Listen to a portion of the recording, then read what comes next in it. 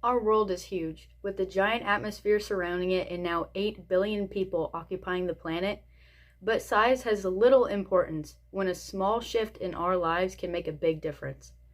I'm sure we've all taken a sort of environmental science class at some point during school, which sparked my interest, and I have spent many hours researching how we can integrate more environmentally friendly habits in our lives, of which I tend to incorporate in my future career in architecture as well. Many college students are constantly on the move, going to class, stopping by the dining halls, going to the library for a study group, and maybe a party or two. Have you noticed how difficult it is to find parking? Have you noticed the skies on the horizon are really gray here in the city? Why the Bulls buses are electric? Allow me to explain why it might be better for you to take advantage of the bus or walking, not only to get to class, but in your daily lives as a whole. Today, I will persuade you to incorporate more communal and public transportation into your life by explaining how independent transportation altogether is harmful to our planet, the benefits of public transportation, and how our current methods are doing more harm than good.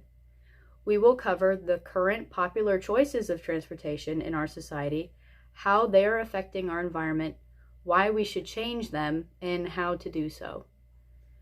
Jenny Green discusses the dangers of gas vehicle emissions in a 2019 article, Effects of Car Pollutants on the Environment, on sciencing.com by stating, quote, "Trucks and cars emit carbon dioxide and other greenhouse gases, which contribute to 1/5 of the United States' total global warming pollution. Greenhouse gases trap heat in the atmosphere, which causes worldwide temperatures to rise. Warmer global temperatures affect farming, wildlife, sea levels, and natural landscapes." End quote. Gas-powered vehicles release many powerful chemicals into the air, which can greatly affect many aspects of our health, and especially the health of our planet. Because of these reasons, electric vehicles were created, however, they're not much better either.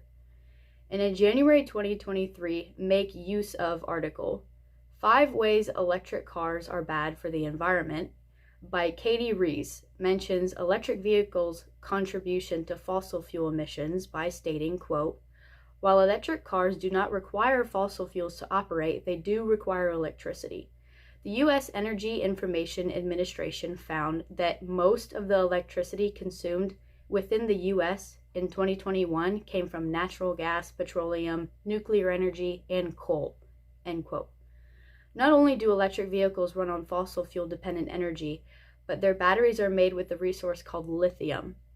Furman Coop published What's Behind Lithium Mining? Here's All You Need to Know in May 2023 on ZME Science, to explain the harm of lithium mines on the environment, such as, quote, "In Nevada, researchers found evidence of pollution in fish swimming 150 miles downstream from a lithium processing operation," end quote. Not only gas vehicles, but electric vehicle production makes a huge dent in the pollution contributed to our planet, which hurts many organisms that inhabit it, including ourselves. So why are these chemicals so detrimental?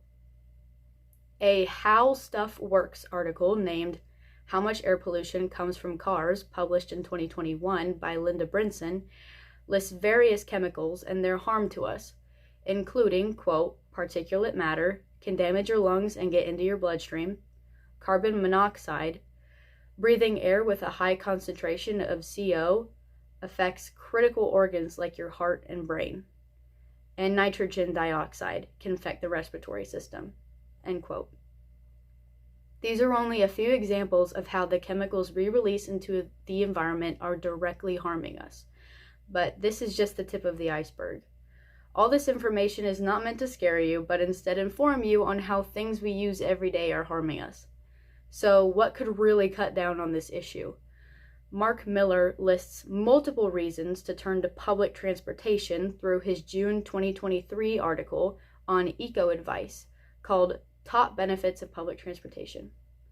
Quote, "Public transportation is more energy efficient as it allows for a better route optimization, and sharing of resources. This not only results in fewer emissions, but also in less fuel consumption, which translates to significant savings." End quote. Public transportation is a great resource that we thankfully have access to here in the big city. Many towns also have access to bus services, trains, subways, and even Uber share rides. These methods still have a footprint, and it even saves money for the traveler in the long run. One thing not everyone may have access to, or we thankfully do as college students, is plenty of sidewalks for walking, biking, skateboarding to and from campus. If you live close enough, I highly recommend the walk. Environment aside, consistent walking could have a good impact on your personal health. All of these chemicals are harming us as residents of the planet.